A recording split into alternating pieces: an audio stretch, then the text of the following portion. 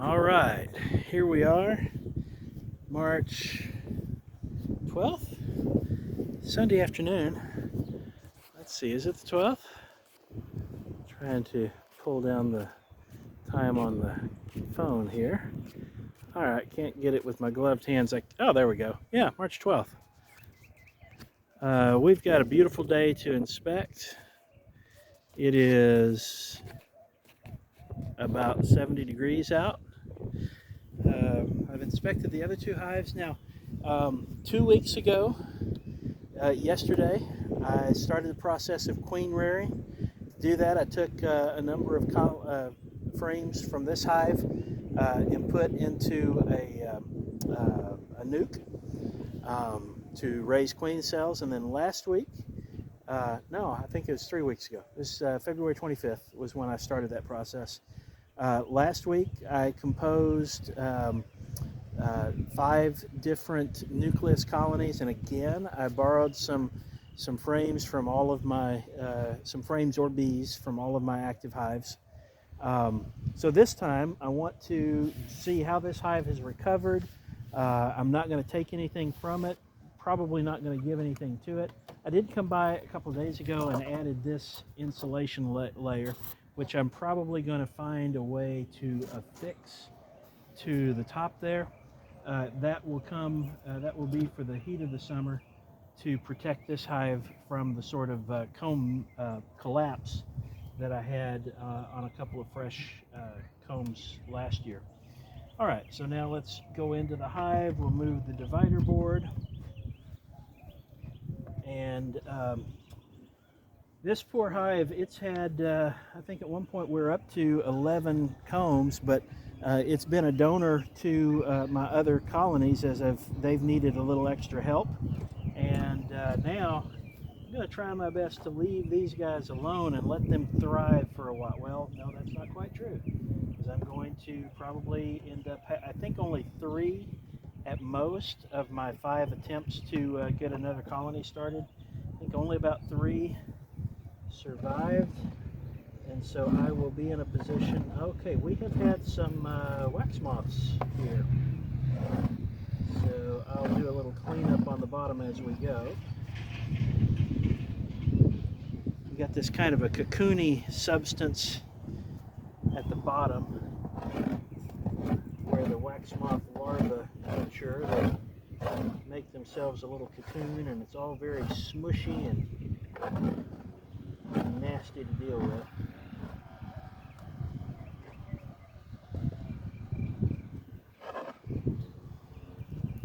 Let's get some of that stuff out of there. All right. So let me renumber some frames now to reflect the current arrangement of things. So what is now frame 1 was briefly frame 2. Looks like what is now frame 2 was once 3 and once 4. What is now frame 3 was once 5. What is now frame 4 was once 10. What is now frame 5 was once, looks like 9, and then once 8. And then 6 is new, 7 is new, and then what is now frame 8 was once 9, and that one was introduced February 19th. They haven't done any work on frame 8. They haven't done any work on frame 7.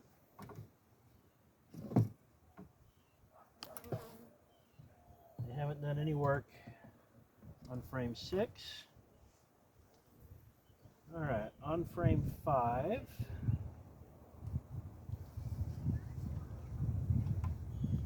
This has previously been identified as 8 and 9 in turn. Not sure which was first.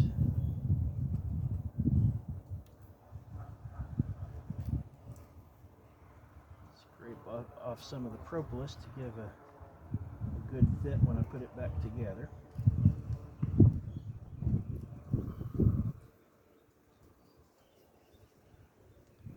All right,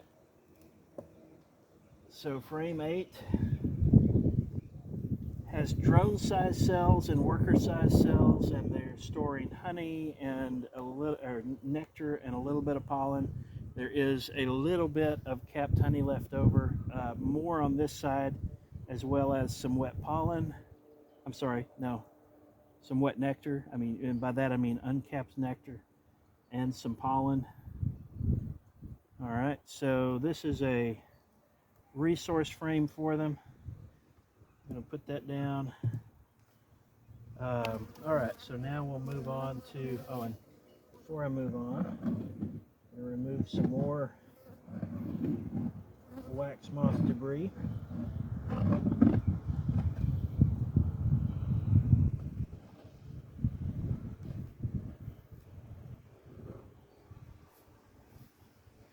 Now there is a wax moth larva, and the small hive beetle larva looks about the same. Nasty buggers.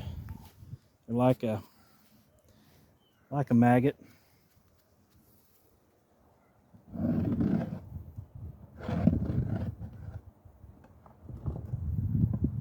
They can actually chew up the wood when they go to make their little cocoon against wood.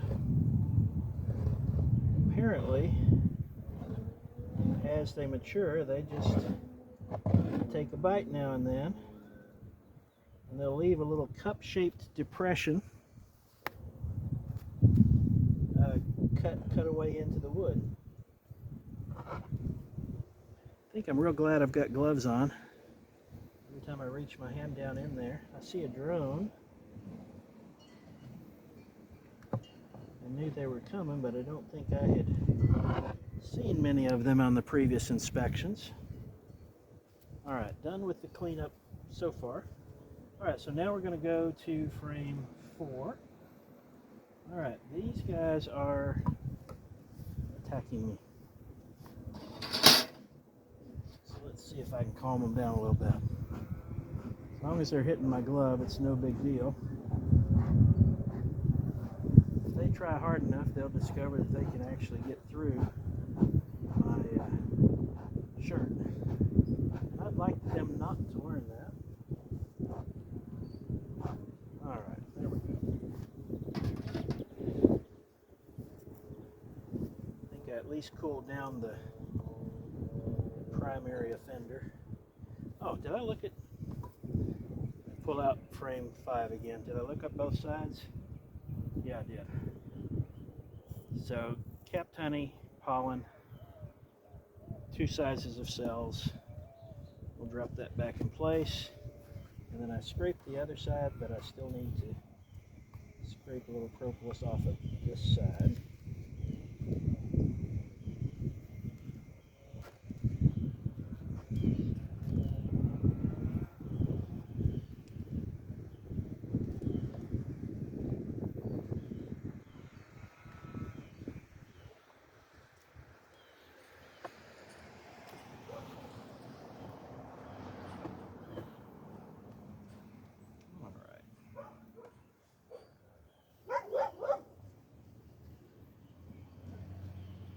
Try not to leave a mess behind me just because I'm scraping the propolis off. Clean up after myself.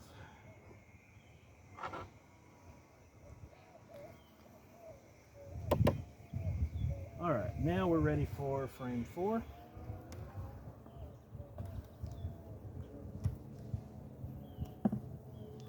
Frame 4 is very light.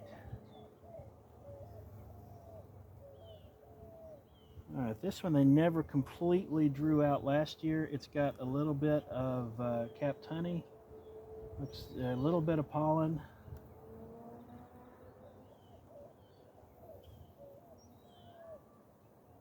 Oh, we've got eggs. Yay. All right, very good. I was hoping I was about to see that. This is going to be, in this one, it looks like it is fully laid. So where there's not pollen or honey, the next time I inspect, boy, that queen has been prolific. Oh, and there she is. Here's our queen, right there. And she has laid both sides of this frame fully out. And the thing is, they're all eggs, so she's done that quickly enough that they've not hatched out well. So she's working really fast. We're about to have an absolute population boom in this hive and on this frame, or from this frame. So now let's look at 3.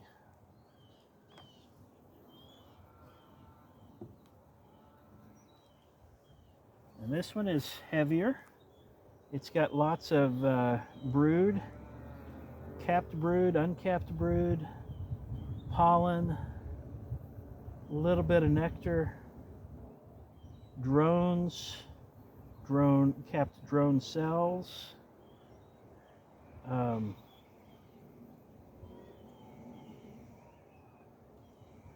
Lots of nurse bees over the areas that are uncapped. I see lots of pollen, some white, some light yellow. Wind is picking up here, but they don't seem to mind it. On this side, oh, there's some deep orange pollen. Lots more brood. Oh my goodness, this hive, this will be unrecognizable in about 3 or 4 weeks. What we see now in terms of population, you'll just be blown away by what we're going to see. It's said that for every frame of brood, it will make about 3 frames of bees. So right now I've got 2 frames that we've seen so far that are either fully laid up or already capped brood or uncapped brood. I can see already this one is fully brood, and so in about a month, these 3 frames themselves should give us 9 frames of bees, and I've only got 8 frames in here. So this hive is going to be bursting at the seams, and by that time I will probably have had to add some other bees. And also, seeing all of this gives me great confidence that I will have no problem raising more queens from this hive or establishing more nucleus colonies. So we're in good shape, really good shape. And to think about the fact that we're still a month earlier this year than I even had bees last year. So I got my bees on April 15th last year. That was the soonest I could. And here we go. Also, one of those frames I was just handling had enough really moist nectar that it dropped right out of the hive, right out of the comb. All right. Bees are getting a little agitated.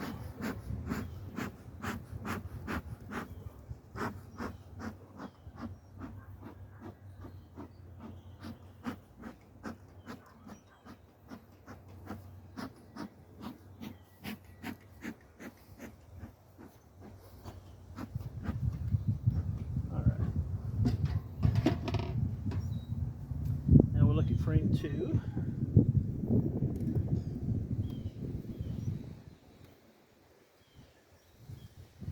Frame 2, I've got some deep orange, or maybe you'd call it red pollen. A couple of examples of that. It's really kind of fun if you look at the variety of pollen colors in these cells at the top.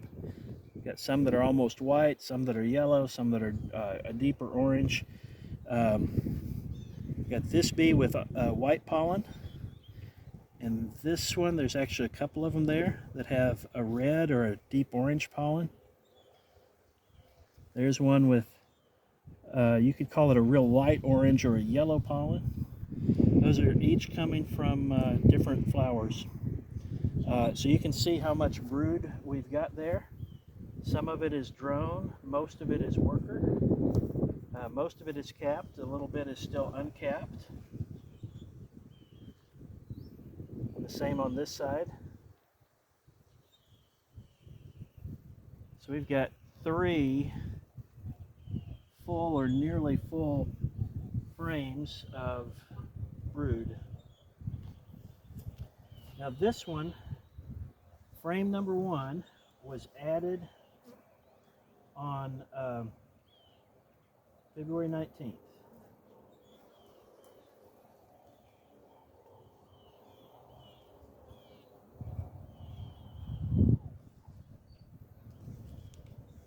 And it was a foundationless frame. So I gave them a little piece of wood at the top to indicate where they should draw. And they took that advice and started to build their comb down from it. Right now this is mostly pollen stores. Although I do see some eggs there as well.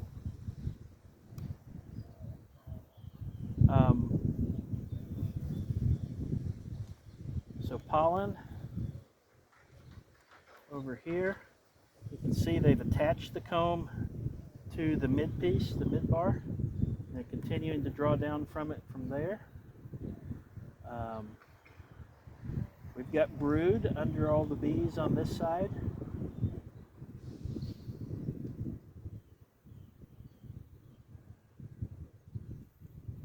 Right here, we have a fight.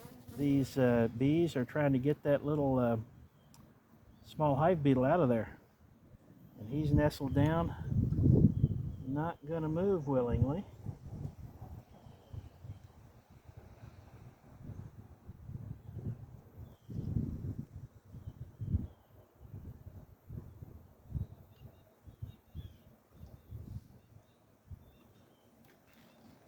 Dead hive beetle. Oh, there's another one.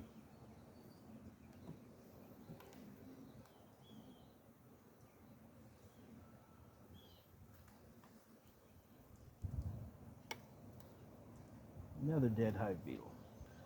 All right.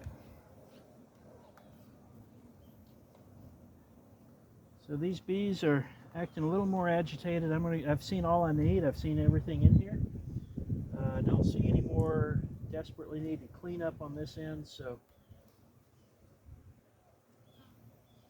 we'll just go ahead and start to put things back together.